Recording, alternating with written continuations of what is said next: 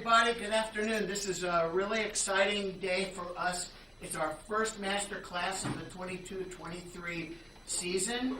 We're so grateful that we have a wonderful, wonderful artist. Those of you who have been with us before know that one of our favorite people to come see us is Mr. Steven Tenenbom. We've had him here virtually. We've had him here in person, and he's here in person today. He's going to work with two of our students, our wonderful viola students. And, you know, I always have this saying about we love all of our students, but we especially love you viola students. You're a precious commodity. Everybody is here, but especially violas are in high demand here, and we're happy to have the season kick off with two violas to play for Mr. Tenenbom. Our first performer today is Livia Cam. Livia is a student of Jerry Rice, and she is going to play the first movement of the Handel Viola Concerto in B minor. So, Livia?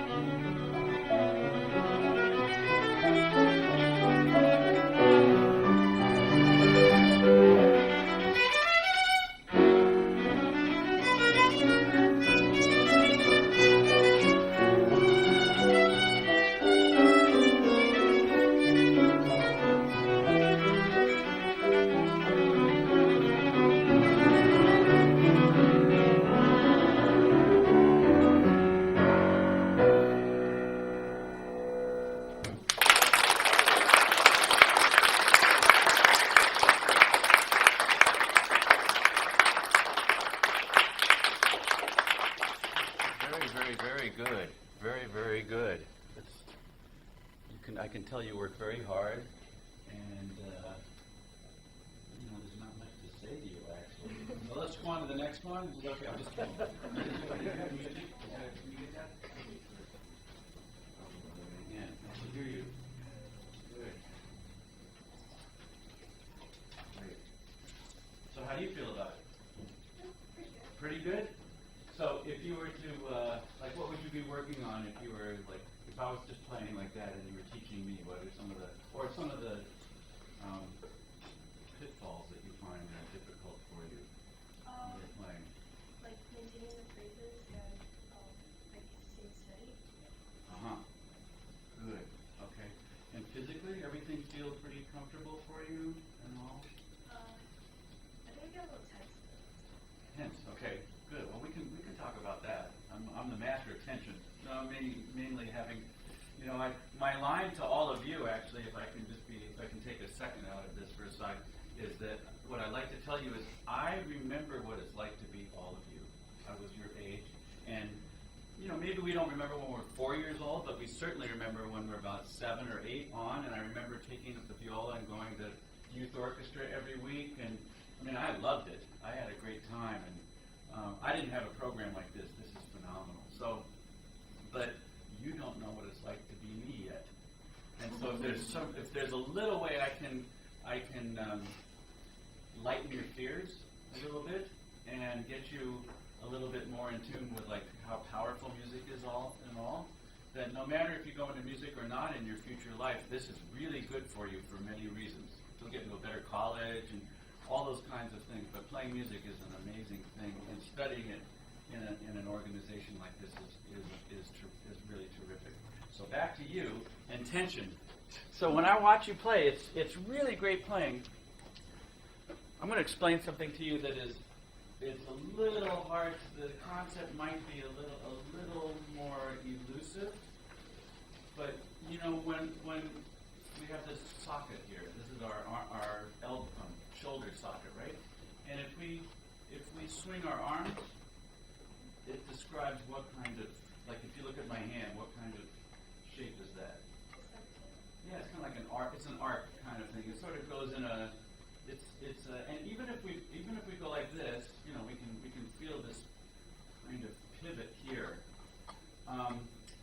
What I sense from you sometimes is that do you feel where your tension is actually when you play? With my wrist. Okay. Yeah, there. So we can get to the left hand a little bit more. I think the right hand is something, the bow arm is something we don't really spend enough time kind of concentrating on.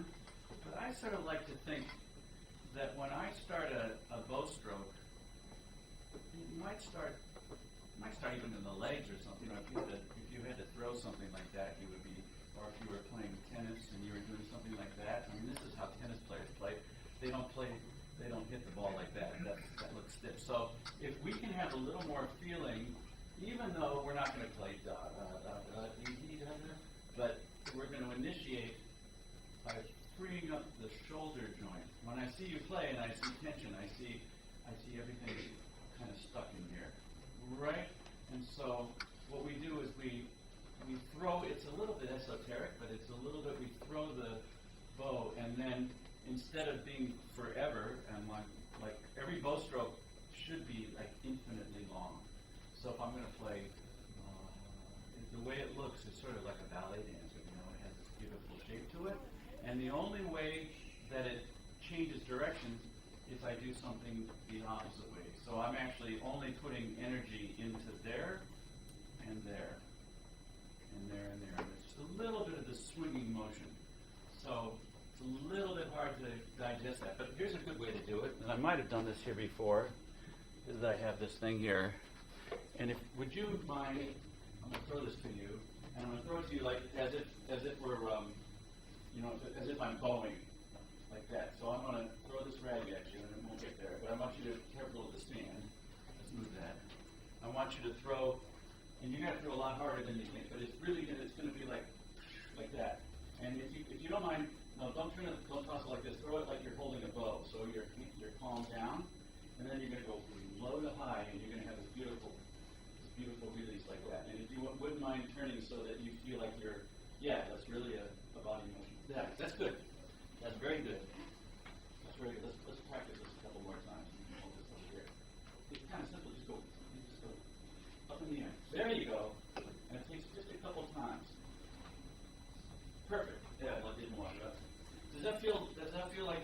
a sense of this sort of freeing motion up there. So in bowing, if we can go, I guess a little bit of it more just unlock here, but really unlock here. So I think actually the piece should be played a little bit, so we're really using a lot of form. But let's get this thing so it's not locked up. Okay, so just play a couple notes. Good. Keep going. We're going to do it again. Start in the middle. Good.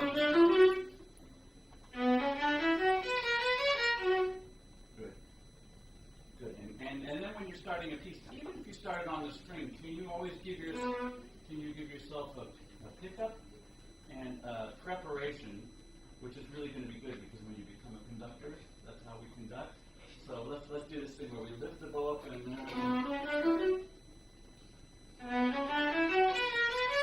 good. Do it again. That's good. Good. So here's the thing. You know, if and I was commenting about your throwing the little rag too. If I stand and the only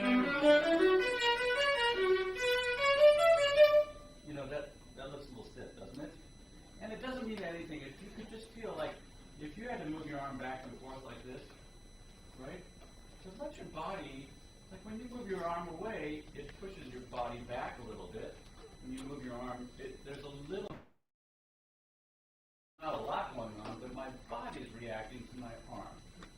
See what I mean? If I go stiff like that, I actually have to hold, you're holding yourself very still. Just let everything kind of react. You know, swing your arms like this, swing your arms like, loosen up. You look stranger when you're still. So if you felt like you were moving around like this, right, and we are just kind of being silly and like free, scary. It's a little scary, right? And in front of all your friends, but it's like to me this looks very peculiar if I watch somebody here, and if I see them go, and there's a little bit of feeling of balancing, and that we're not just in a straitjacket.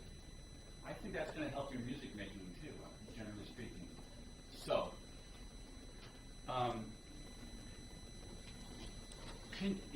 speaking of phrasing and timing, so you're trying to keep in time. So you practice with a metronome? Yeah, metronomes are okay, and it's easy to play with a metronome, but I think you have to be really musical to play well with a metronome. So, yes, the metronome is on, and we play, and it kind of plays around the beats of it. But if I play,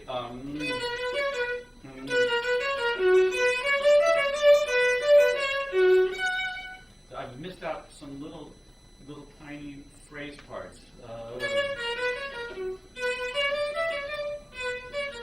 So there's these little tiny commas or something in there. Can you show me where those are? Can you play this slowly?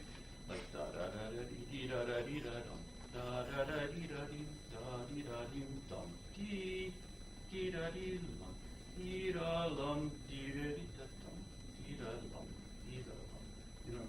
You understand what I'm saying? Sort of. Okay.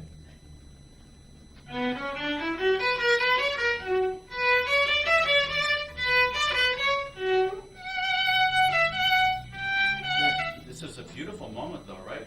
La di da dim dum dee la da dee la dee da dum. You're gonna get to this one of these. This is the best part. That's it's a beautiful moment there. So when you so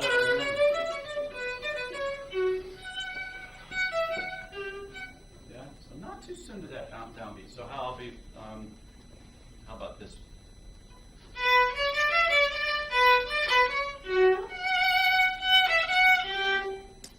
Good. So it starts to sound a little bit more like you're singing it. Yeah, in the second I'm going to have you sing too. Maybe. You're so good, though. You sound awesome. Really. Excellent. Good. Left hand. So you feel, now the tension in your left hand. So when you practice, hey, I haven't offered you much in there to practice, but just feel like when you take the instrument and you start playing, you're just going to be a little bit loosey-goosey, and what's going to happen is your technique's going to get worse for a second. But you're going to want, a lot of times I think if we play, let's try this actually. You want to try air bowing, or let's air, like guitar hero, right? Let's do viola hero. Put your viola down. And also, we'll see you can now do the other one. Put your bow down too.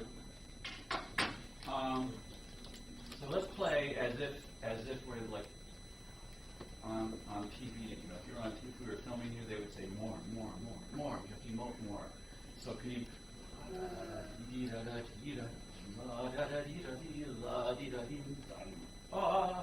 Can you do like what I'm doing there? Okay, let's do it together. Like, but really, like, let's emote by this thing. Okay, ready?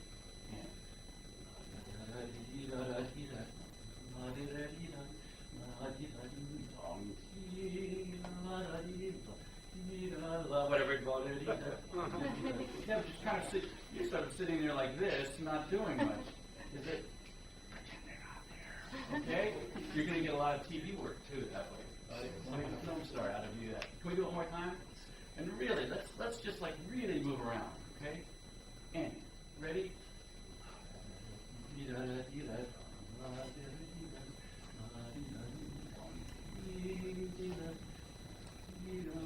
That's better. That's better. I would do that a little bit in your practice room.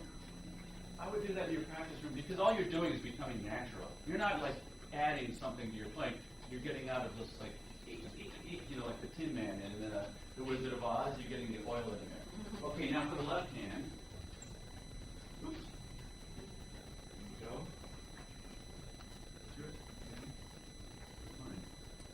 Okay. So let me see. Let's play the second phrase. Yeah.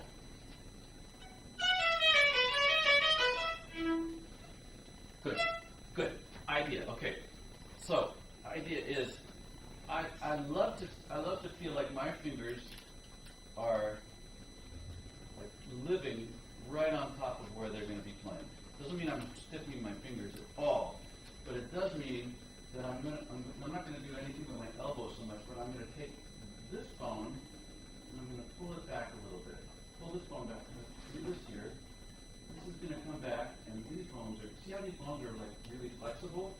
Your fingers start right here. You start here.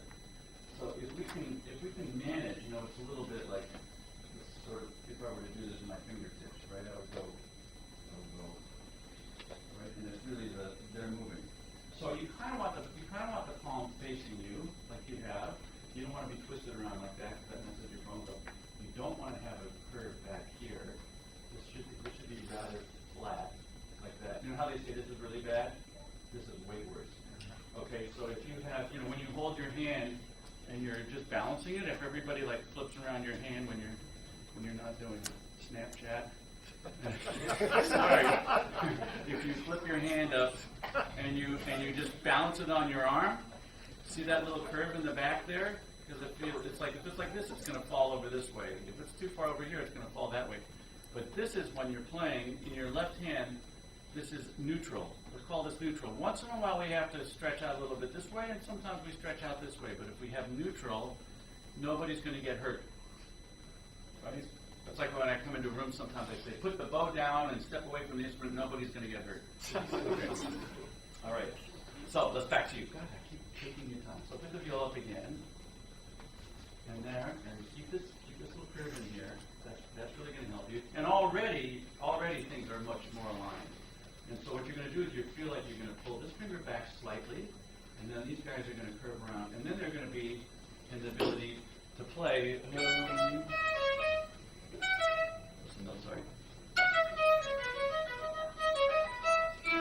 So when I'm putting my fingers down, they're just right on top, and I'm not right. So I don't want to see these fingers over this way. I want to see them around. Yeah. It's going to be really hard to get used to that. It's really going to be hard, but your body will love you more. Okay. So a little slowly.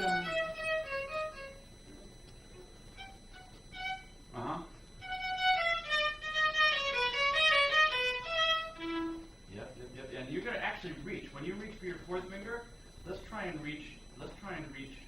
This is the hard part. And this is where I do these little exercises where, you know, if I'm used to doing this and I do this with my finger, it feels like my fourth finger is too far back, flat. But I purposely do the little curve thing, and then I do this little thing where I put the nail of my fourth finger on top of the D string, and the flesh under the D string, and then I do push outs. So I push my finger that way, and it makes the fourth finger slide up. So it looks like this. So it's like that. Right. Try and leave the third finger there, and just push the fourth finger up. Get that curve out of there. Get that curve. Oh, yeah. Good. Yeah. And you have to feel what's going to happen is that your finger is going to end up going on this side of it. Good. Keep little finger. That's it. You're getting it. That's it. It takes a while. You know what you're doing is you're training your brain. Good. Keep going. Good. Don't squeeze these. Squeeze these loose. Just push out this one. There you're getting it. Yeah. There you go. And it's, what you're doing, right, it's not strength. It's just training your brain to find the muscle that pushes that way, right? So all these things we're doing is training this noggin in here. So I would practice doing this, and then you're going to be able to extend your finger. I'm sorry you're not playing very much, but is that all right? Right? But I have a feeling if you feel tension in your hand, it's a lot to do with these things. Right? Do you need any proof that this is not good? Do I need to prove it to you? Okay. Good. Let's hear you play some more. I think it's really beautiful.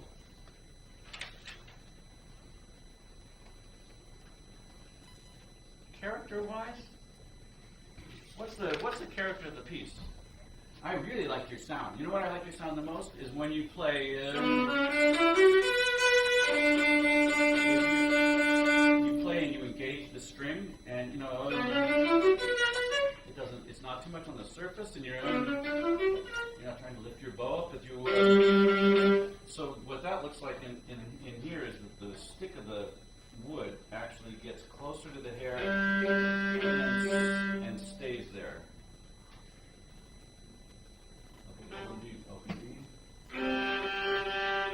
Okay, yeah, dig in and let's get even a little bit more open sound by feeling like we're tugging on the string. But and we keep the contact point a little closer to the bridge and pull.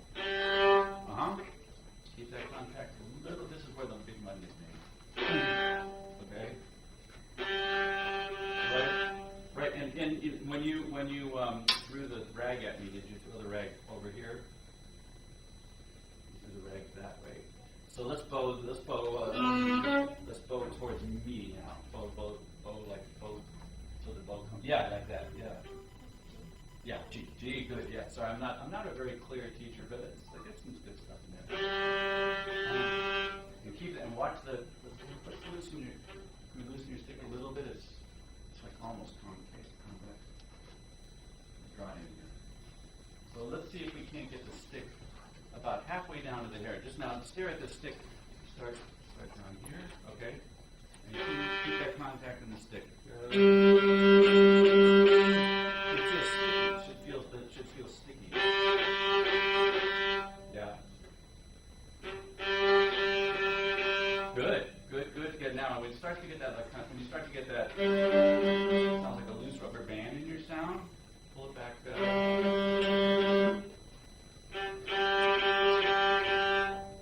Good. So the beginning is gonna hear just the first couple notes of.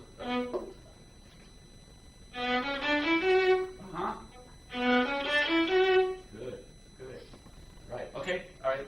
On the other hand, when we get to this D major section here, character of that is. It's the chord is right, left, Right, and like sunny, right? Sunny. And what would you do for a different sound there? Oh, I see. Okay. What about maybe less pressure a little bit and more bow? Let's think about the same. Not so much the. Yeah. Try.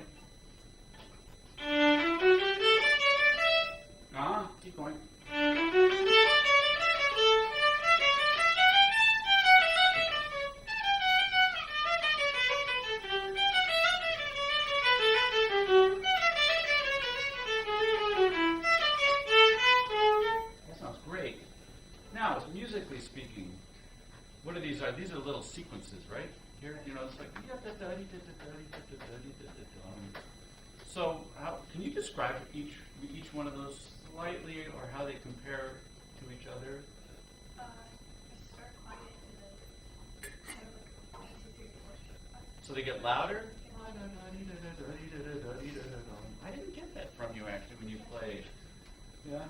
And does each one starts again? Like we talked about those little phraselets in the beginning. I think you go too quickly. You get off your. It's like there's nothing emotionally.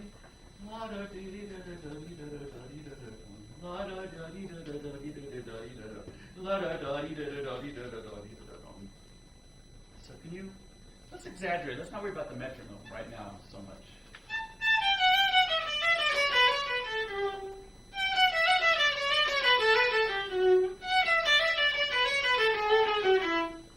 Great. That's really good. That's much better. Can you exaggerate it even more, though?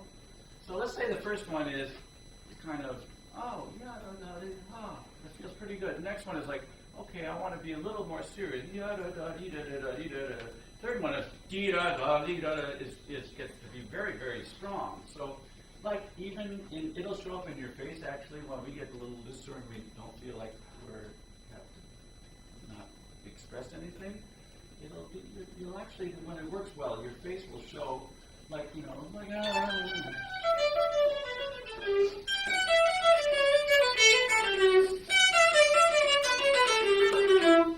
going to be, right? So don't make faces now, but just try to get that across.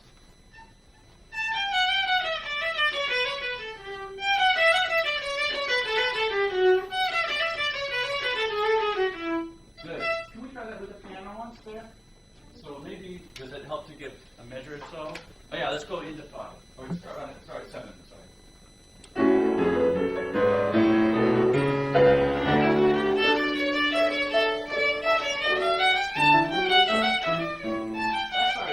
That's good. I think it could be la da da da da dee da da dee da la da da da da da dee da da da dee da da dee da. Right? Can we just be expressive? Okay.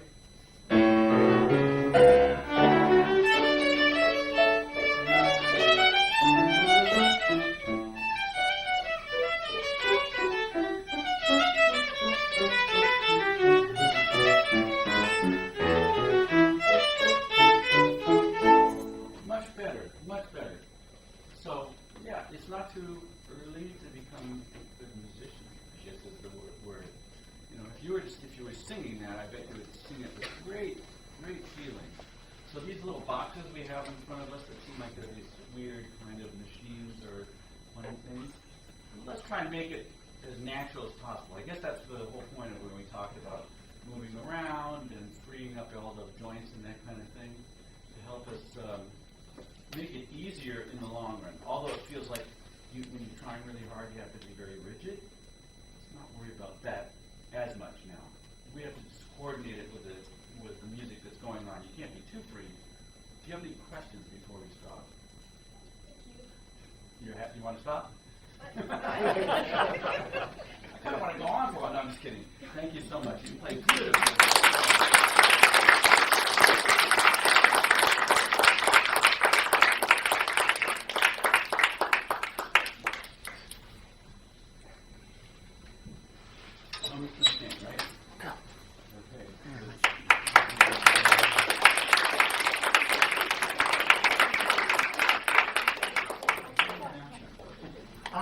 Our next performer is Bogle. She'll be performing the first movement of the Walton Concerto for viola, and she is a student of Peter Keyhorn.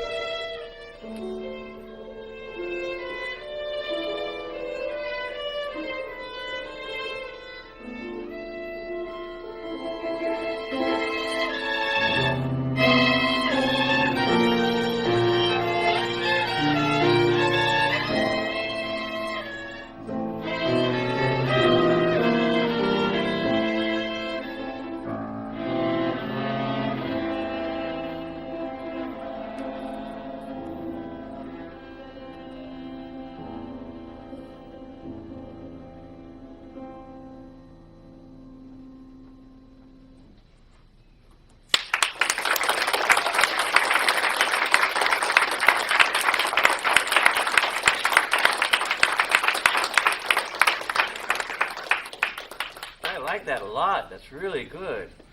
How do you feel? It's pretty interesting. Interesting? How was it interesting? It didn't go as I expected it to go. It went It did not quite go. as you expected it to go? Yeah. How so?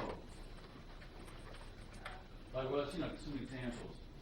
Well, I didn't do stage very Okay. Yeah. Well, I thought it was actually, for me, it's when you became more involved in the music, like when you really got into the character and stuff. I mean, I couldn't believe how well you played some of the really difficult technical passages. Like there you go on that, And I think the little details. You know the piece better than all of us in a way. So all the little tiny things that are going on while you're playing are way more noticeable to you.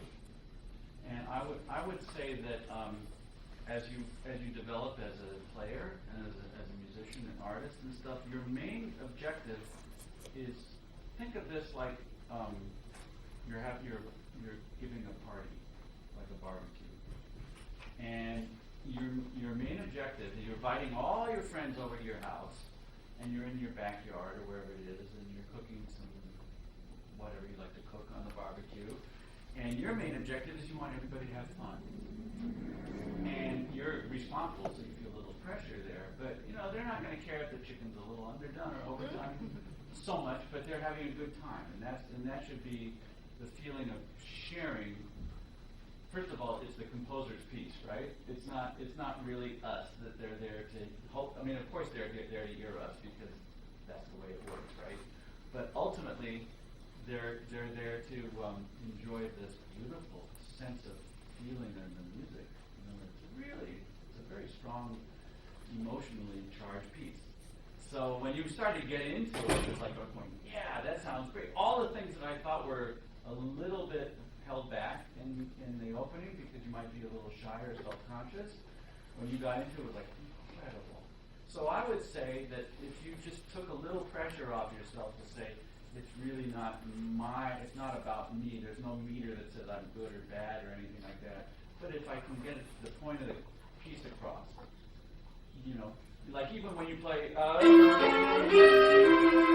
that, and it wasn't exactly in tune, I loved it because of the strong desire to play a certain kind of expression. And so if the notes are not 100%, I'd so much rather hear that than, I don't know, somebody who plays everything perfectly, but it has no feeling in it. So I think you've got the feeling, and you're way beyond where I would say I would be more than satisfied with that. So here's a couple suggestions in order to make your life ultimately easier. In the first part, it might be a little more difficult because they're, like we were talking about before, they might be technically a little challenging at first. I think your left hand, your left hand is too much. There's too much of this in your left hand, and it's just like if the whole notion. Do you know where like all the half steps and the whole steps are in the piece? Like if I were to say if you're going to play a D major scale starting on low D like that, do you know what all the finger patterns are across the 4 strings without even thinking about it? Yeah, so like here's the first C string, G string, D string, and what did I say? D major, A string. So it's one change. So if I'm going like that, so all I have to do is think about one change in there, and if I'm coming down, that thing, I put all my 4 fingers down. Think how much easier it is to play, and rather than to put all the fingers down one at a time. So I'm a big efficiency expert. I'm trying to do everything. I plan like a great chef. We'll do all the preparation, chopping all the vegetables and stuff, and then you cook, right? And so when we're playing, we want to have economy because it makes our life easier, and then we're not injured. Also, there's a lot of things. Okay, that's one thing we can talk about for a second in the left hand. In the right hand, you can't lock your thumb like this when you play. You just can't. And I know it's like something you've probably heard 1,000 times, right? Well, what do? Then you practice walking. I mean, I remember I was doing the same thing. I walked around my high school because I was, remember, I remember what it was like to feel. I wanted to have a nice bow arm, so I carried a pencil in my hand, and I went like this all day long. When I was talking to people, they just thought I was like, kind of an idiot there, standing going like this with my pencil, right? So that we have the ability to flex here in order to let our hand come up like that, with a sort of platformy thing on the knuckles, get a little flatter, and then we extend them not just straight down, because we actually want the bow to move sideways, so we sort of go down and to the right. It's probably, I'm pronated a little bit, so that helps a little bit. And you have a nice, large-sized hands there that are going to make a beautiful sound on your instrument. But if you're locked here, basically, it's really hard to feel this kind of the bow inside your hand feeling. Like I feel like the bow gets inside the hand, and that when I want to play with a beautiful sound, I let everything drop, and I let all the weight go down in here. So I feel like, hold your viola for a second. And so, and I want to feel like that what you're doing by dropping your weight here, like it even starts here, and then even down, let your wrist sink just a tiny bit to feel like everything is like, sinking down like that, and your fingers it's kind of, you're hanging onto a cliff or something like that. And then, of course, that's going to pull the bow down, so we have to figure out the leverage between your thumb, your curved thumb, and your first finger that's going to create the feeling of weight on the other end of the bow. And you don't want to hook it like that. You actually you can put a lot of leverage in there. But all you're trying to do is equalize the weight that is very natural here, because the bow tip is heavy here.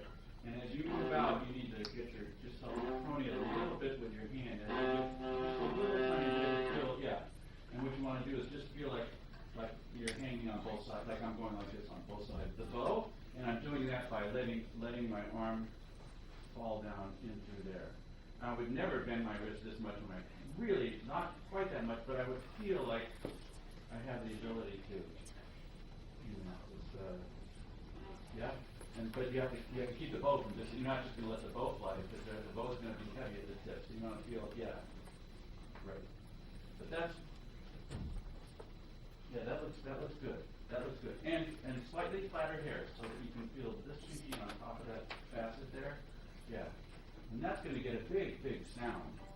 I think you're a little afraid to make a big sound right there, because I don't know what it is. You're such a beautiful player too. I wish this is that whole thing. If I could give you a little pill to give you it's not such a big deal, right? And the other thing is when you're performing, there's people over there, right? And you were facing over there too. So let's this is the viola. In order for the viola to be centered like this, I have to at least be 45 degrees this way. If I stand even with a piano like this, with a keyboard, I'm going to be pointed that way. So I want to feel like,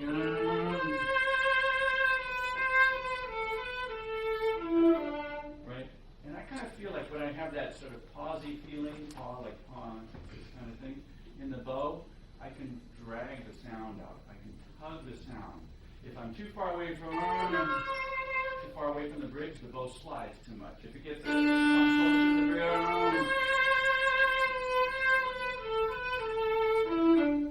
if I'm close to the bridge, I can feel like the resistance of the stickiness of the string, which doesn't vibrate so much closer to the bridge. Further away, I'm a little Can we try the beginning a little bit? Maybe just measure before. Is that okay to do? And stand here so that she can actually have a little contrast. Well, you can stand on either side, but let's keep these guys over here. That's perfect. Okay.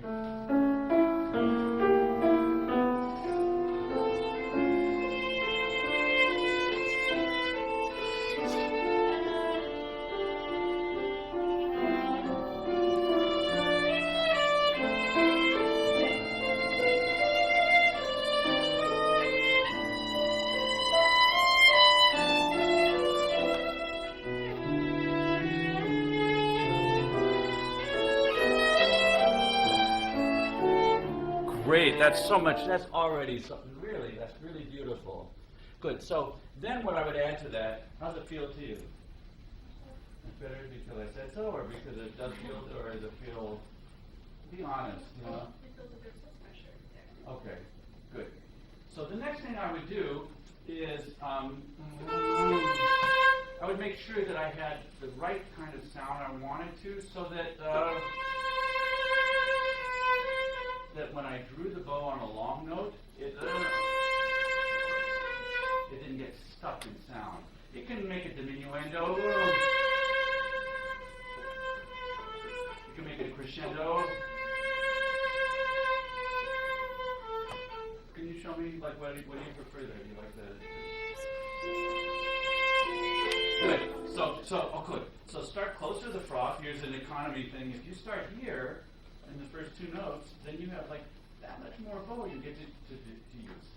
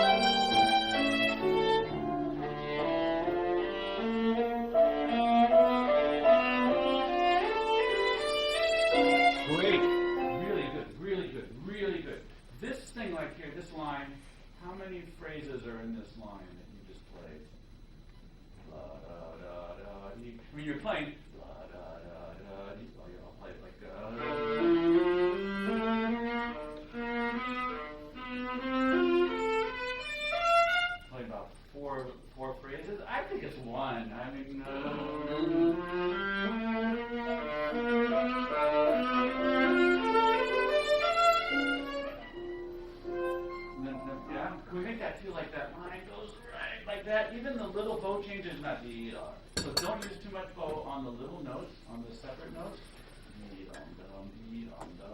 Okay, start right on it. And, huh? Oh, I can't remember. I don't know what it is. I think it might be. Yeah.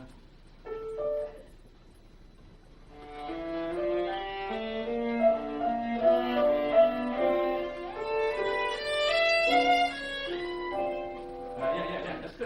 That's good.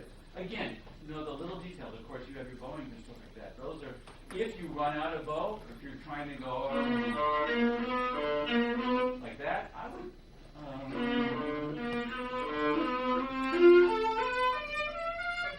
would change the bow or add little, you know, extra down bows or up bows, hooks, things in like that, so you're not making bad phrasing by the technique. You know, you can do it the way you do it, but you have to be very, very sophisticated in how you use the bow. You have to be very concentrated on the third note.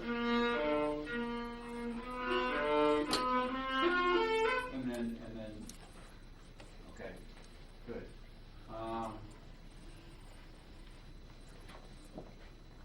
Good, let's go on from, this is like, you start to sound really good when it starts to get technically challenging. Do you practice more on the technically challenging things, or maybe? Well, it's hard. The slower the music goes, the harder it is to play, because there's more stuff going on in between the notes. You know what I mean? When you play fast notes, you get to make all the phrasing. But if I'm playing, like, if I were you, I would practice practicing the opening with subdivisions in all.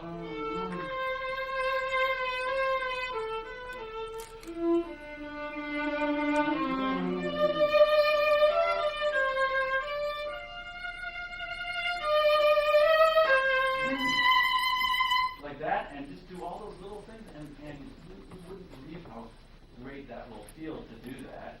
And then you'll realize that the long notes are little notes all tied together, and the little notes change, or the sound changes a lot, or can.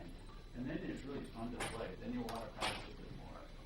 Good. Can we go from there? Okay. So just a tiny bit before that. That's back, way back. Oh yeah, I didn't want to get to that thing. So let's go from here. Is that okay?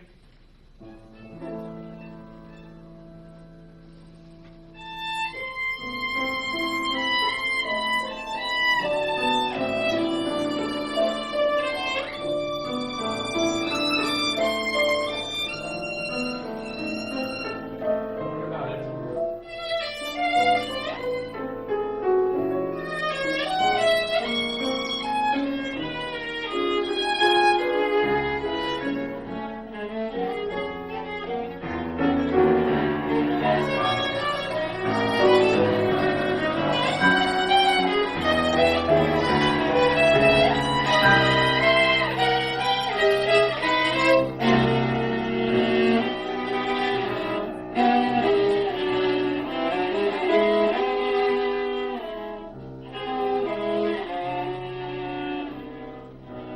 Okay, not to worry. See, that stuff that bothers you, right? You know, I'm kind of thinking about, well, yes, the organization of where you're shifting and all those kinds of things are kind of important to know how you're going to do it. Yeah. Like, did you notice when you played?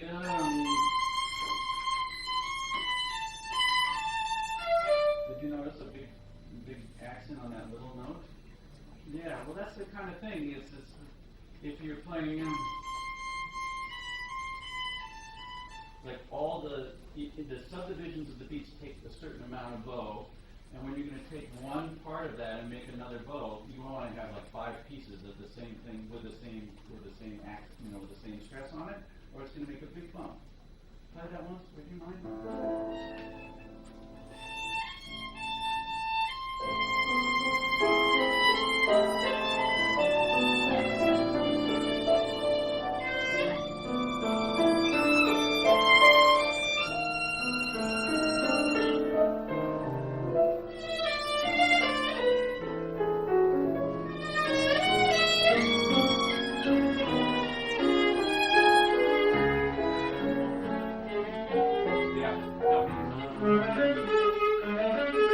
Can we even be more like lots of spin in our sound and lots of energy?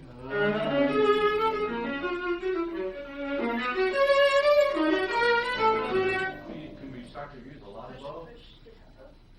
Well, I don't know about that. But yeah, the more bow. And the way it seems like it phrases it first. So it really goes to the second beat. 1, 2.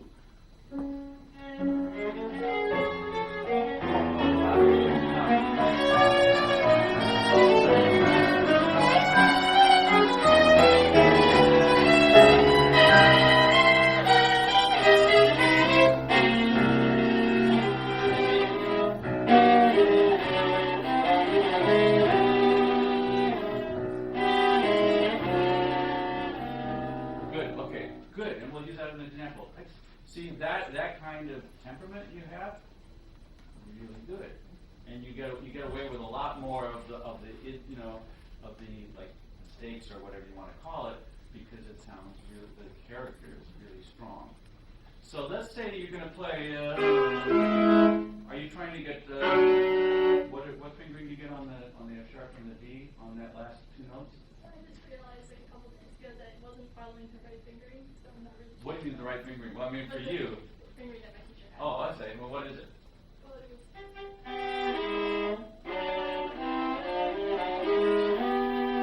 Okay, but I'm just asking about the last. Just the last one. I see. With the size and strength of your hand, 3 and 4. Why can't you play 3 and 4 on the?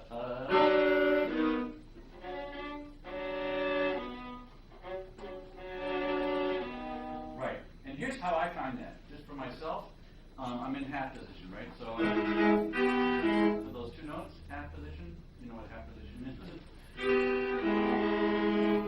And then I don't think about 3 and 4. I'm kind of thinking about 1 and 2. So I'm going to shift up a whole step. I'm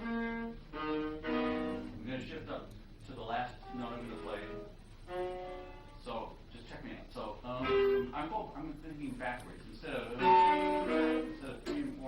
do, I'm getting into the position, which is kind of first position, but a half step higher than regular first position.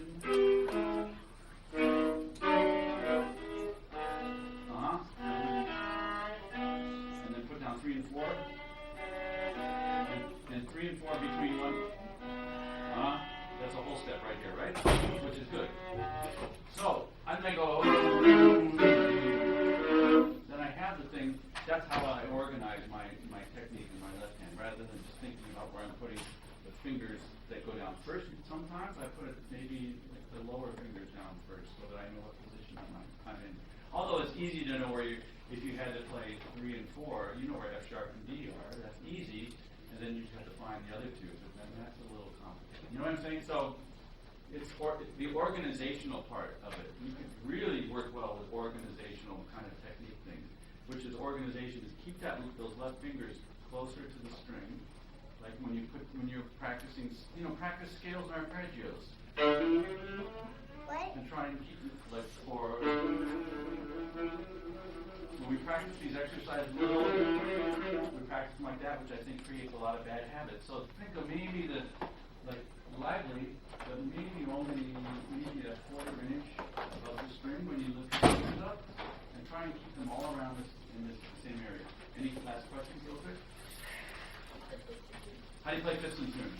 We'll talk, okay, because I think we have to probably wrap it up. Sending people to Oh, okay, well then everybody has to go. Fifths and Fifths and tunes. Okay.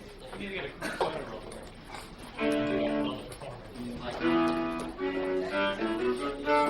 So if you could please join me real quickly and thank you.